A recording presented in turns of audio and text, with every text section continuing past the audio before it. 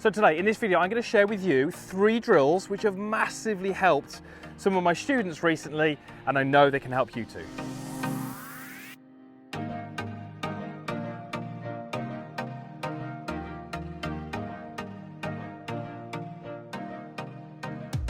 So in my coaching I've been seeing a little pattern recently of golfers coming in kind of experiencing the same issues. Expressing to me that they're not enjoying their golf as much as they once did. They don't feel like the ball is coming off the centre of the golf club. They feel like they've hit the ball better in the past, and they're just not scoring as well or enjoying it as much. And these 3 drills I'm going to share with you today have massively helped those golfers get some of those feels and get some of those enjoyments back. And that's what we're going to go through today. Before we get started, if you're new to my channel, we'd love to be part of it.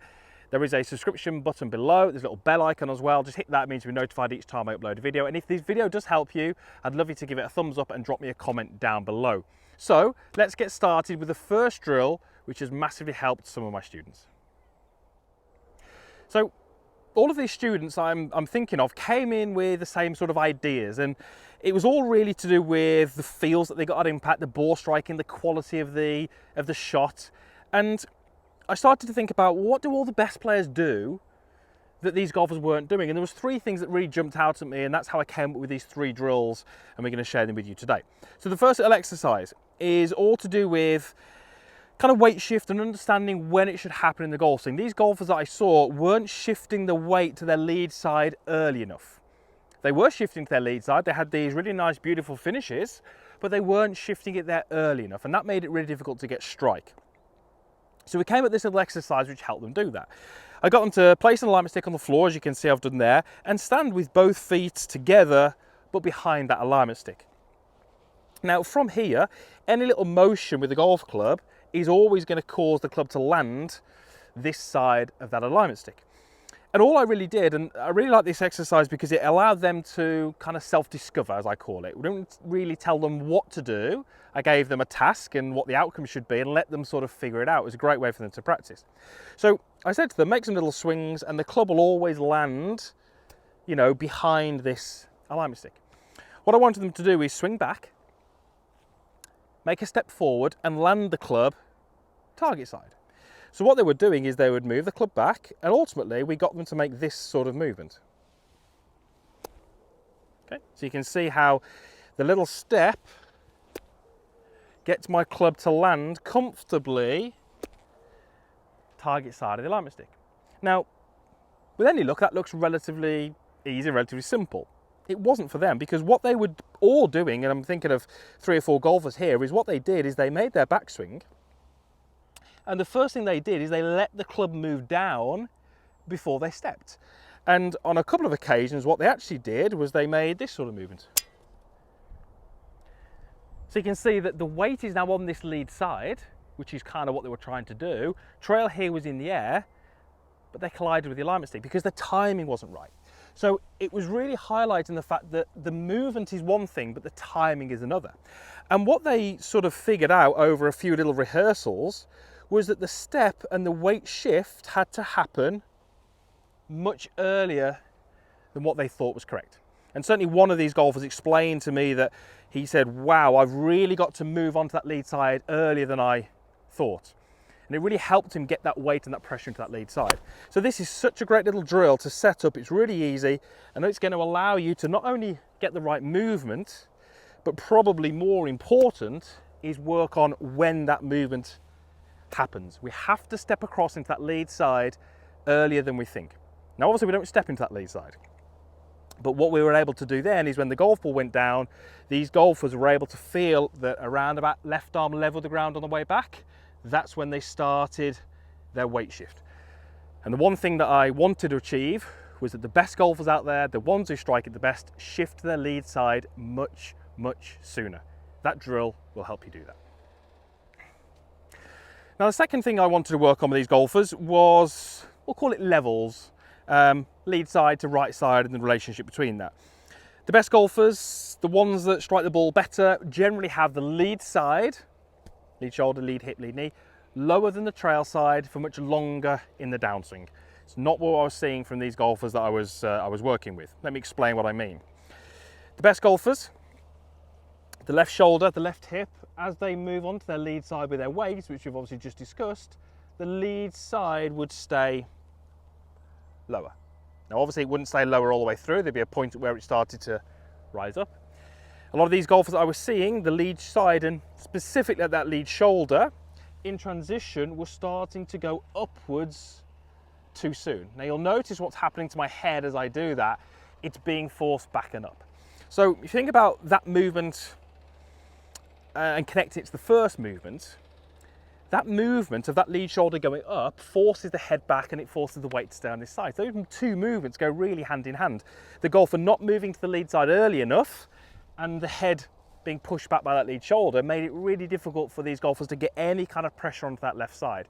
The first drill and this drill that we're going to go through in a moment really helped them. Now what I want you to do here, and this is really simple, just think about the direction that you're moving. We know that the weight should shift forwards, which should be out in this direction, but if I use an arrow to indicate that direction, that's not how I want you to think about it. I want you to think about that arrow being forward, but down. So when you get to the top, and you've already begun your movement to your lead side, I want you to feel as if it's a movement down in towards the ground. What that does, it keeps that lead side much lower. Lead hip is lower than trail hip, lead shoulder is lower than trail shoulder. From here, yes, we can then start to move those up and around, but because they stayed lower, just look where my contact is with the ground. It's exactly where it wants to be, which is about where the ball is. The other thing this really did for them was it helped them get the handle a lot more forwards. Really difficult to do that when that shoulder's doing this, head's going back, it becomes really difficult to get that hand forward. So a really simple idea of actually the direction that you're trying to move in is really important, really powerful. So suddenly these golfers have got a shift to the lead side which is much sooner, and they've got the sensation that they're shifting forwards and down.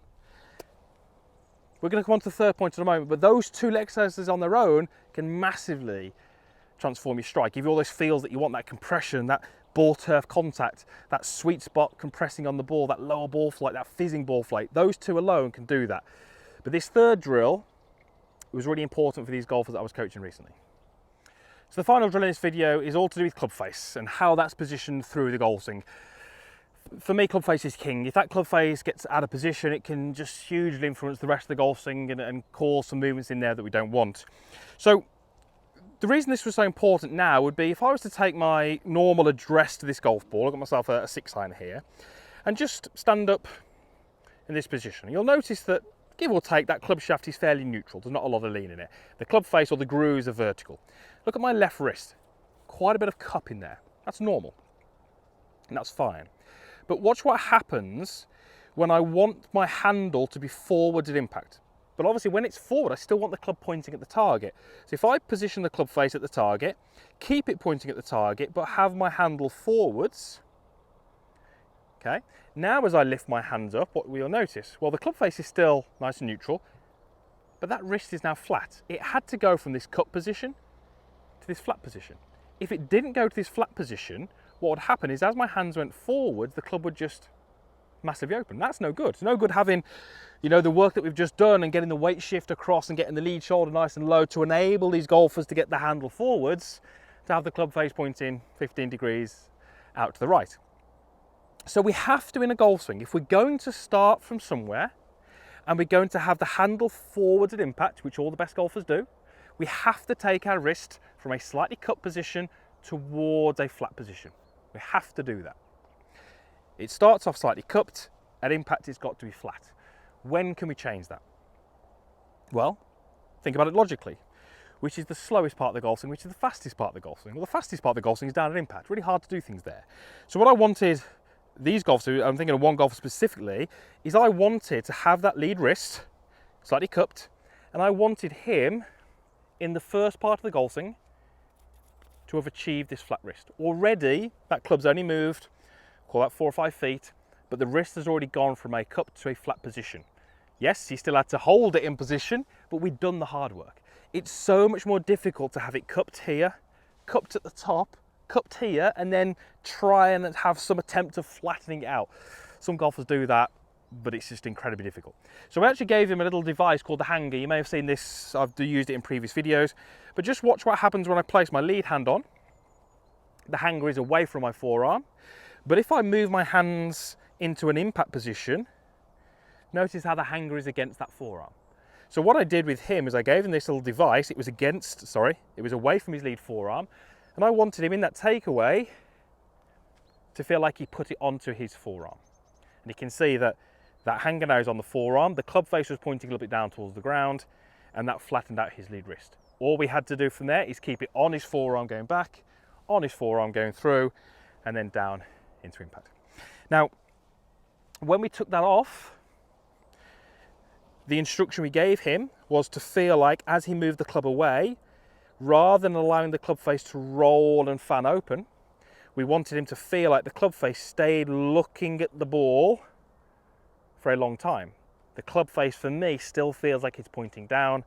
That is the movement that allowed him to go into this nice flat or even bowed wrist position which controlled the club face.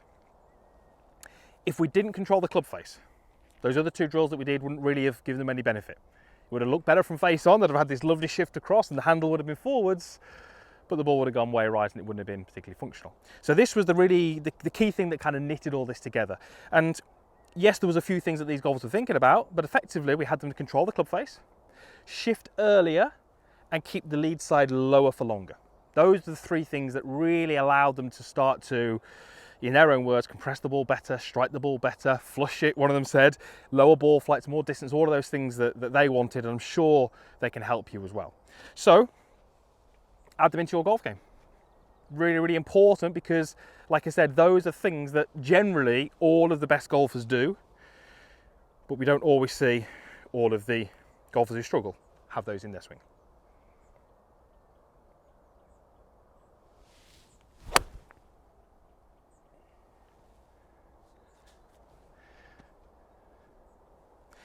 If you want to hit better shots, add those into your golf swing.